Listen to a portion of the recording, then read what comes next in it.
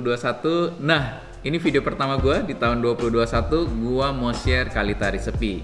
Seperti yang kalian tahu, Kalita itu udah kayak legend, kayak semua home brewer dan juga brewers pada umumnya pasti punya Kalita.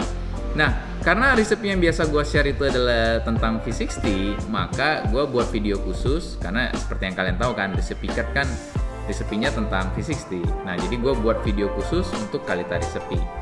Nah, resepi ini gue desain memang untuk beans gue, tapi tidak tertutup kemungkinan juga untuk beans-beans lain, ya kan? Asal dia warna luarnya mirip sama gue, berarti juga developmentnya kurang lebih mirip kayak Instinct.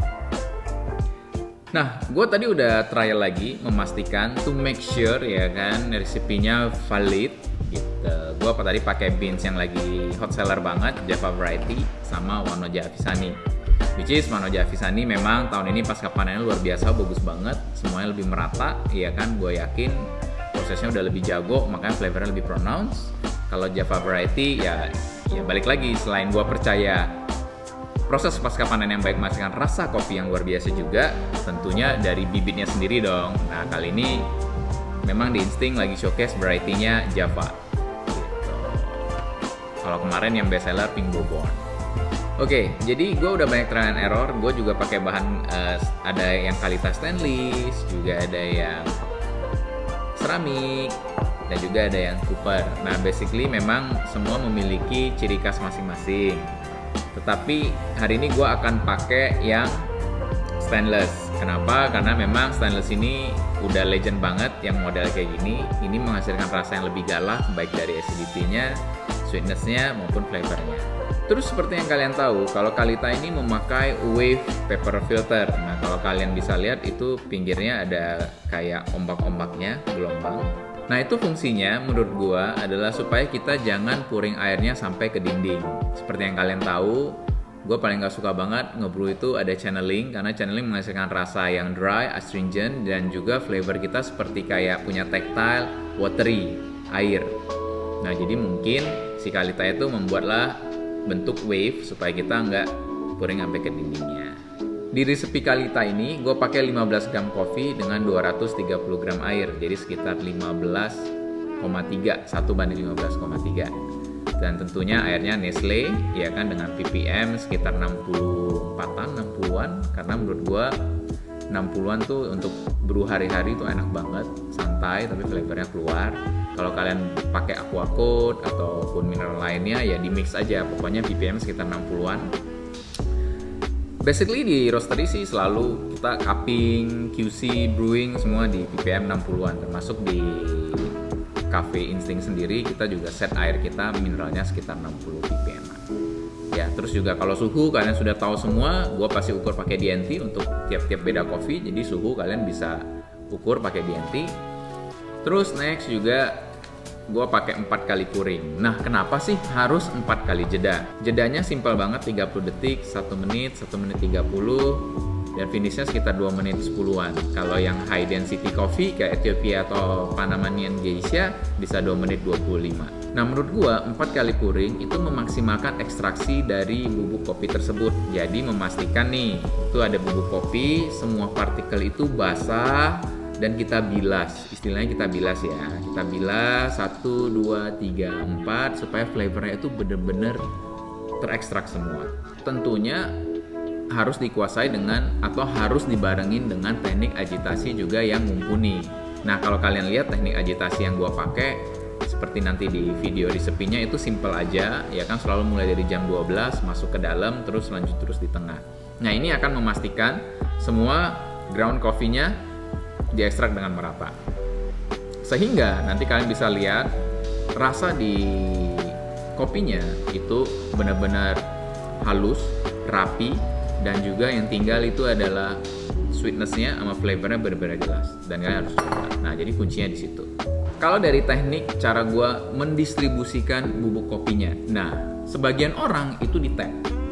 Nah, gue nggak against itu, tetapi gue prefer cara meratainya pakai sumpit di puter. Nah, itu gue belajar dari juara WBRC Du Jianing, ya kan, yang pemenang yang dari China.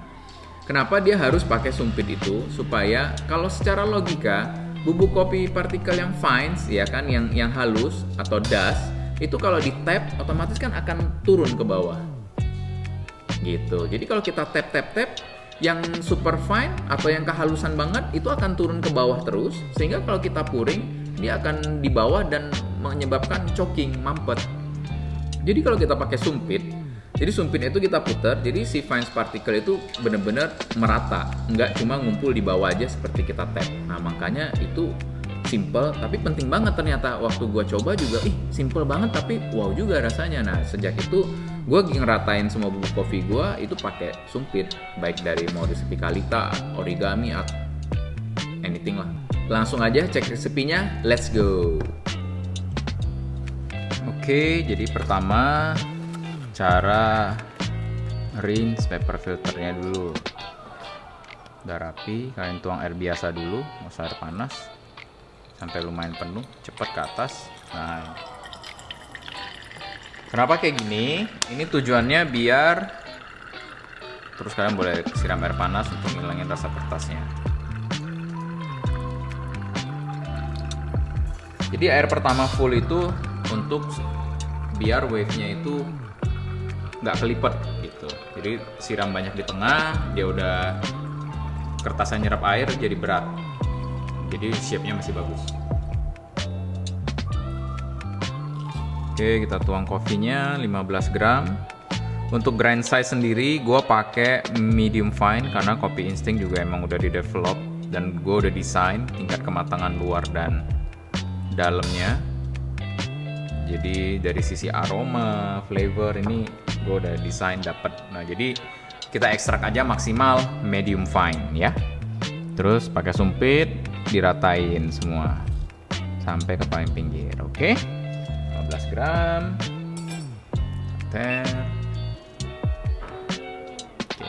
Selalu mulai dari jam 12 ya.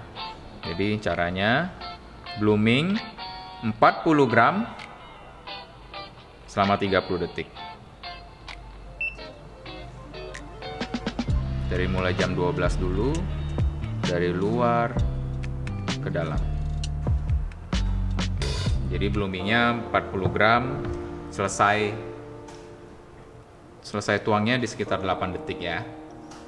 Nah patternnya yang paling penting, ingat sekali lagi pattern sangat penting karena kita nggak mau kasih agitasi yang berlebih. Pas di 30 detik kita lanjut pouring ke 90 gram. Mulai dari jam 12 dulu. Ingat,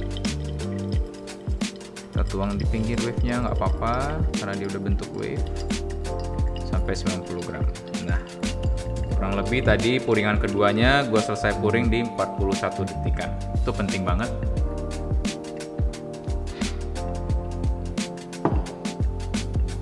Next pouring itu ke 150 gram, sama dimulai dari jam 12.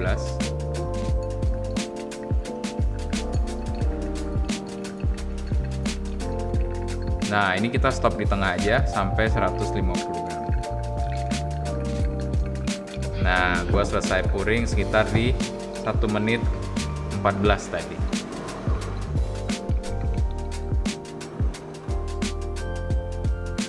Nah 1 menit 30 kita selesain pouring ke 2.30 dari jam 12. Puter, spiral masuk ke dalam. Nah, di tengah aja sampai 2.30. Oke. Tadi gua finish pouringnya di 1 menit 45. Oke, 2 menit 5 detik udah kering. Nah, teman-teman, kalau misalnya kalian ngerasa kopinya itu sedikit terlalu asam atau bright, ya kan? Caranya gampang, easy fix. Kalian tinggal kurangin gramasi 1 atau sampai setengah gram. Ya, jadi dosisnya 14,5 gram atau 14 gram. Yang lainnya sama. Oke, enjoy.